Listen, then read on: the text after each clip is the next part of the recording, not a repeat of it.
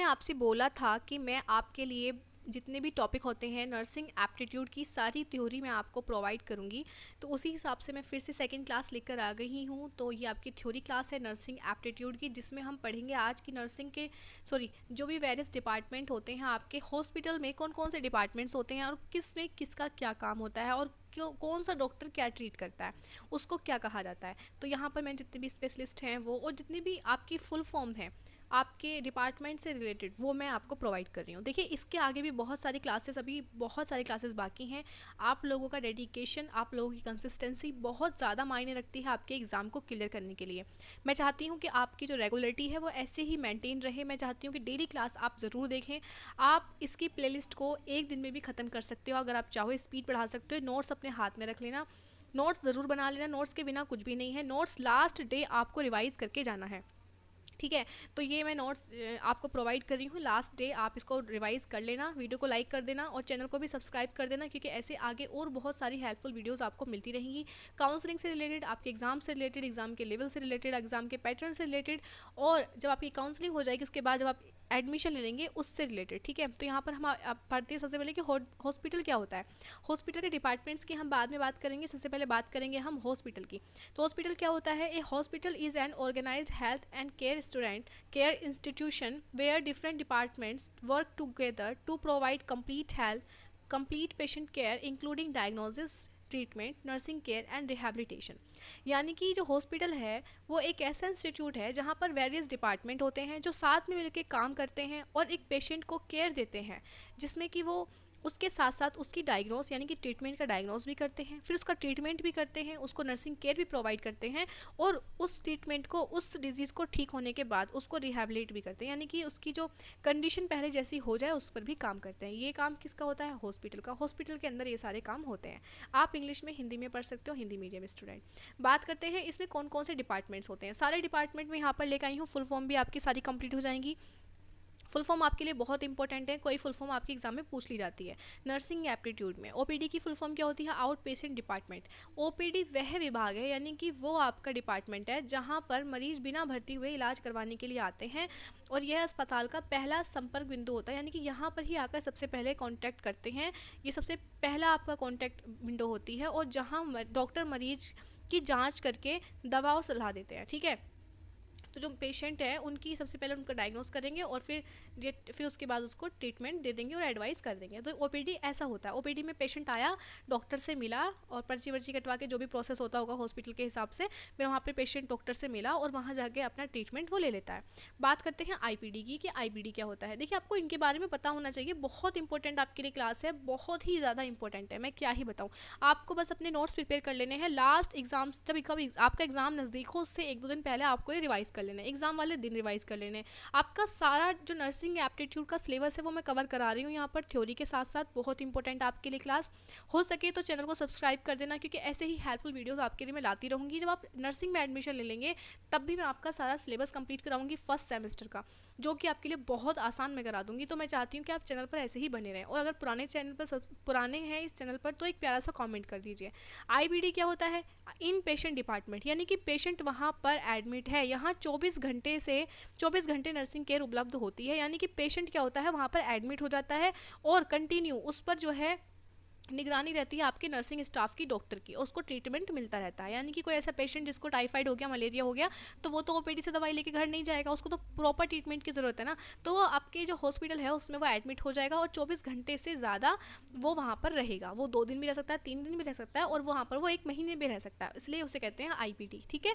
तो IPD is for admitted patient who need continuous monitoring and care, जिनको continuous monitor करने की और केयर करने की नीड होती है। इमरजेंसी डिपार्टमेंट की बात करते हैं। इमरजेंसी डिपार्टमेंट कौन सा डिपार्टमेंट होता है? इमरजेंसी यह विभाग अचानक और गंभीर स्थितियों जैसे एक्सीडेंट, हार्ट अटैक आदि के लिए होता है। यानी कि ये ऐसा डिपार्टमेंट होता है जहाँ पर सडनली कोई पेशेंट आता है जिसकी बहुत ज़्यादा क्रिटिकल कंडीशन रहती है, जैसे कि किसी का एक्सीडेंट हो गया, किसी को हार्ट अटैक हो गया, ऐसा डिपार्टमेंट होता है जहाँ पर इन लोगों को केयर दी जाती है, एकदम से वहाँ पर लिया जाता है। और जो आपके डॉक्टर होते हैं वहाँ पर ऑलवेज प्रेजेंट रहते हैं, और नर्सिंग जो स्टाफ रहता है वहाँ पर ऑलवेज प्रेजेंट रहता है, और इमीडिएटली आपको वहाँ पर नर्सिंग केयर वो सॉरी ट्रीटमेंट आपको दिया जाता है। ठीक है, तुरंत जीवन रक्षक उपचार दिया जाता है, लाइफ सेविंग केयर दी जाती है, इसे कहते हैं इमरजेंसी डिपार्टमेंट। ठीक है, बात करते हैं लेबोरेटरी डिपार्टमेंट की। तो लेबोरेटरी डिपार्टमेंट क्या होता है, यहाँ पर खून, यूरिन आदि की जाँच करके बीमारी की पहचान की जाती है। यानी कि लेबोरेटरी यानी कि लैब में आपके यूरिन एनालिसिस या फिर आपका ब्लड एनालिसिस कि आपको कितने ब्लड है, डब्ल्यूबीसी की क्या क्वांटिटी है, प्लेटलेट्स कैसी हैं, ब्लड का जो भी आपका मतलब होता है ना लैब के, हाँ लैब में हमारा टेस्ट हुआ है, सीबीसी कितनी है, ये सब आपका लैब में होता है। ठीक है, तो यहाँ पर ब्लड से और यूरिन की जाँच की जाती है, डायग्नोस किया जाता है आपके डिजीज़ को, जो कि आपके ब्लड से यूरिन से डायग्नोस हो सकती हैं। रेडियोलॉजी डिपार्टमेंट, रेडियोलॉजी डिपार्टमेंट का क्या मतलब है कि यहाँ शरीर के अंदर की इमेजिंग, यानी कि इमेजिंग मतलब पिक्चर निकाल के, जैसे कि एक्सरे है, सिटी स्कैन है, एमआरआई है, सब कुछ करता है, यानी कि डायग्नोस करते हैं डिजीज़ को अपने जो पेशेंट की इमेजिंग करके। ठीक है, जो उसका एक्सरे करके, यानी कि उसकी कोई बोन में या फिर किसी भी पार्ट में कोई डिफेक्ट तो नहीं है। अगर किसी को लंग अपसेसिस है तो फिर वो क्यों है कि लंग्स में पानी तो नहीं भर गया है, वो सब चीज़ें एक्सरे से, सिटी स्कैन से और एमआरआई से कंफर्म की जा सकती हैं। तो इसे कहते हैं रेडियोलॉजिस्ट, जहाँ पर अल्ट्रासाउंड होते हैं और मशीन, बहुत सारी मशीन प्रेजेंट होती हैं। आईसीयू की बात करें तो इंटेंसिव केयर यूनिट, आईसीयू, जिसके मैंने पहले भी वीडियो में आपका जिक्र किया है। आईसीयू क्या होता है, गंभीर मरीजों के लिए होता है, यानी कि जो क्रिटिकल इल पेशेंट होते हैं उनके लिए होता है, जहाँ पर जिन पेशेंट को लगातार कंटिन्यू एक ऐसी केयर की नीड होती है, जो मतलब हमारी जो नर्सिंग स्टाफ होता है वो 1 मिनट के लिए भी वहाँ पर बैठे नहीं, बस उनकी केयर करता रहे, कंटिन्यू उनको ट्रीट करता रहे, देखता रहे, उनको मॉनिटर करता रहे, उनका वाइटल साइन कंटिन्यूसली चेक होते रहें। ठीक है, तो इसलिए आईसीयू में ऐसे पेशेंट को रखा जाता है, और आईसीयू की फुल फॉर्म यहाँ पर मेंशन है। एनआईसीयू की बात करें तो न्यूनेटल इंटेंसिव केयर यूनिट। ठीक है, तो एनआईसीयू यानी कि न्यूनेटल, यानी कि ऐसा आईसीयू जहाँ पर बच्चों की क्रिटिकल केयर यूनिट होती है, यानी कि जो बच्चे होते हैं, इन्फेंट्स होते हैं वहाँ पर, या फिर इन्फेंट्स के बाद न्यूबॉर्न बेबी इन्फेंट्स या फिर चिल्ड्रंस जो होते हैं उन लोगों की, ठीक है, उनकी, इसे कहते हैं एनआईसीयू। ठीक है, तो यह विभाग नवजात शिशुओं की देखभाल के लिए होता है, एनआईसीयू। ओटी की बात करें, ओटी, ठीक है, ओटी की यहाँ पर फुल फॉर्म लिखी है ऑपरेशन थिएटर, यहाँ पर सर्जरी की जाती है और पूरी स्टेलाइज वातावरण रखा जाता है, यानी कि ओटी ऐसा प्लेस होता है जहाँ पर पूरे तरीके से स्टेलाइजेशन मेंटेन किया जाता है, ताकि कोई भी इन्फेक्शन ना फैले। क्योंकि ओटी में क्या होता है, सर्जरीज होती हैं। सर्जरीज क्या होती हैं, कट लगाया, इंसिजन लगाया, वहाँ पर फिर आपको उस चीज़ को करते हो, फिर से वहाँ पे स्टिच भरते हो। तो स्टिच भरते हो वहाँ पर ना माइक्रोब्स बिल्कुल प्रेजेंट नहीं होनी चाहिए, वहाँ पर हर एक चीज़ एक टू जेड चीज़ वहाँ पर आपकी स्टेलाइज होनी चाहिए, ताकि आपका इन्फेक्शन जो है वहाँ पर ना हो। इसे कहते हैं ओटी, और ऐसे काम सारे ओटी में ही होते हैं। ठीक है, फार्मेसी डिपार्टमेंट, फार्मेसी, यहाँ पर दवाइयों का जो है दवाइयों को मेंटेन किया जाता है। ठीक है, एमआरडी यानी कि मेडिकल रिकॉर्ड, यहाँ पर मरीज विभागों के रिकॉर्ड डाटा सुरक्षित रहता है, यानी कि जो भी पेशेंट अभी तक आया है, साल में, 2 साल में, 3 साल में, सभी का डाटा वहाँ पर कलेक्ट रहता है, उसे कहते हैं एमआरडी। ये बड़े बड़े हॉस्पिटल की बात चल रही है। सीएसएसडी यानी कि सेंट्रल स्टेराइज सप्लाई डिपार्टमेंट, यानी कि यहाँ पर जितने भी इक्विपमेंट होते हैं, जितनी लिनन होती हैं, सारी चीज़ों को स्टेराइड किया जाता है। जैसे इस विभाग सभी उपकरणों को स्टेराइड करके अन्य विभागों को सप्लाई करता है, यानी कि यहीं से स्टेराइल होकर आता है। ठीक है, डाइटरी डिपार्टमेंट, यानी कि यहाँ पर डाइटरी डिपार्टमेंट यानी कि जितने भी पेशेंट होते हैं उनकी डाइट का ख्याल रखने के लिए एक ऐसा डिपार्टमेंट होता है, जहाँ पर उनके लिए खाना बनता है, खिचड़ी, दलिया, केला वेला जो भी वो वहाँ पे स्टोर करके रखते हैं। ठीक है, ये होता है सरकारी अस्पतालों में भी होता है, बड़े बड़े हॉस्पिटल्स में ये होता है। फिजियोथेरेपी डिपार्टमेंट, ठीक है, पीटी यानी कि बीपीटी आपने कोर्स सुना होगा, ये उसी बीपीटी की बात चल रही है, बैचलर ऑफ फिजियोथेरेपी डिपार्टमेंट। ठीक है, तो यहाँ पर यह विभाग क्या करता है, जो आपकी मरीज की रिकवरी होती है, उसके मूवमेंट, यानी कि जो बॉडी में मूवमेंट होते हैं, उनकी मसल्स का ध्यान रख के उनको अच्छे से मसाज करके, मालिश करके, जो भी है उनको ट्रीट करते हैं। ठीक है, तो ये हेल्प करता है रिहैबिलिटेशन में। स्पेशलिस्ट की बात करते हैं, कौन सा स्पेशलिस्ट किस चीज़ को ट्रीट करता है। डर्माटोलॉजिस्ट की बात करें तो वो स्किन को ट्रीट करता है, यानी कि स्किन से रिलेटेड जितनी भी प्रॉब्लम होंगी वो आपकी कौन ट्रीट करेगा, आपका डर्माटोलॉजिस्ट। ठीक है, उसको कहते हैं डर्माटोलॉजिस्ट। कार्डियोलॉजिस्ट यानी कि हार्ट से रिलेटेड जितनी भी हार्ट से रिलेटेड प्रॉब्लम होंगी वो आप उसको कहेंगे हम कार्डियोलॉजिस्ट, यानी कि हार्ट के डॉक्टर को क्या कहेंगे, कार्डियोलॉजिस्ट। ऑर्थोपेडिक यानी कि बोन्स, ऑर्थोपेडिक डॉक्टर यानी कि बोन से रिलेटेड। न्यूरोलॉजिस्ट किसे कहते हैं, जो कि आपके ब्रेन से रिलेटेड जितनी भी प्रॉब्लम्स होती हैं उसको ट्रीट जो डॉक्टर करते हैं उनको कहते हैं न्यूरोलॉजिस्ट। पीडियाट्रिशियन यानी कि जो चिल्ड्रंस की बीमारियों को ठीक करते हैं, डिजीज ट्रीटमेंट करते हैं, वो होते हैं पीडियाट्रिशियन। गायनाकोलॉजिस्ट यानी कि फीमेल हेल्थ से रिलेटेड जो भी ट्रीटमेंट मिलता है उसे कहते हैं गायनाकोलॉजिस्ट। साइकेट्रिक्स यानी कि मेंटल हेल्थ को से रिलेटेड जो भी ट्रीटमेंट करते हैं। ईएनटी स्पेशलिस्ट यानी कि ear, nose and throat. Ophthalmologist यानी यानी कि आँख, यानी कि ऑन्कोलॉजिस्ट यानी कि कैंसर, ये इंपॉर्टेंट है, इसको अपनी नोटबुक में नोट डाउन कर लो। बहुत इंपॉर्टेंट क्लास है आपके लिए। बस आपको करना क्या है, नोट्स बनाने हैं, मेरे टेलीग्राम चैनल को ज्वाइन करना है, वहाँ से आपको PDF मिल जाएगी। मेरे टेलीग्राम चैनल पर एक ग्रुप है, वहाँ पर ये नोट्स बनाकर आप मुझे एक पिक्चर भेज देना कि हाँ आपने नोट्स बना लिए हैं। नेफ्रोलॉजिस्ट की बात करें तो वो आपकी किडनी के ट्रीटमेंट के लिए, और पल्मोनोलॉजिस्ट यानी कि लंग्स के लिए, ठीक है। तो लंग्स में जितनी भी प्रॉब्लम होती है उनको ट्रीट करते हैं आपके पल्मोनोलॉजिस्ट यानी, और नेफ्रोलॉजिस्ट यानी कि आपके किडनी से रिलेटेड, ठीक है। किडनी से रिलेटेड जैसे डायलिसिस वगैरह हो गया, या किडनी आपकी प्रॉपर वे में फंक्शन नहीं कर रही है, तो उसको कौन ट्रीट करेगा, आपका नेफ्रोलॉजिस्ट, ठीक है।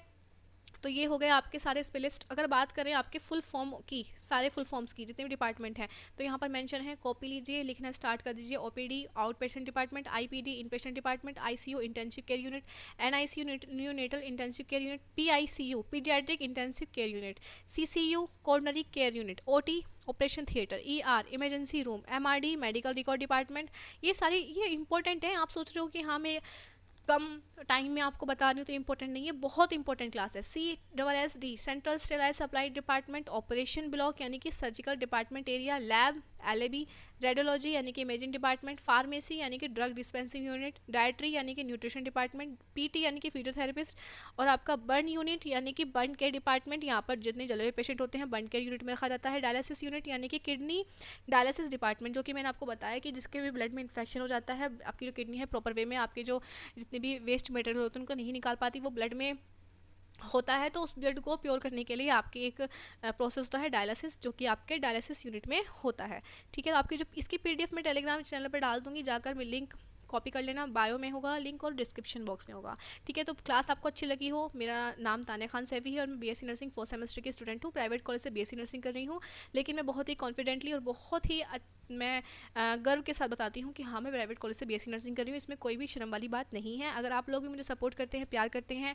और ऐसे ही चैनल पर बने रहना चाहते हैं, तो प्लीज़ चैनल को सब्सक्राइब ज़रूर करना। बहुत ज़्यादा मेहनत लगती है वीडियो को रिकॉर्ड करने में, अपलोड करने में, क्योंकि मैं भी एक स्टूडेंट हूँ और मुझे भी पढ़ना होता है। तो इसलिए मैं चाहती हूँ कि प्लीज़ चैनल को सब्सक्राइब करें, प्यार सा कमेंट करें, ऐसे ही बने रहें। इसकी प्लेलिस्ट आपको मिल जाएगी मेरे चैनल पर, जाकर प्लेलिस्ट जाकर चेक कर लें और 2 दिन में अपने जितने भी नोट्स हैं वो प्रिपेयर कर लें। इससे पहले भी वीडियो डाल चुकी हूँ, इसके बाद भी मैं डालती रहूँगी, तो इसलिए बने रहें। अगर आपको भी नीड है ऐसे नोट्स की और ऐसे MCQ प्रैक्टिस की, मेरे चैनल पर आपको मॉडल पेपर भी मिल जाएंगे। मॉडल पेपर भी आप जाकर चेक कर सकते हैं, जैसा आपका पेपर आता है उसी से बेस्ड, ठीक है। टेलीग्राम चैनल पर भी आपको मॉडल पेपर मिल जाएंगे। मिलते हैं मेरे नेक्स्ट वीडियो में, तब तक के लिए बाय बाय। जुड़े रहिए, बने रहिए और तैयारी करते रहिए। Bye bye.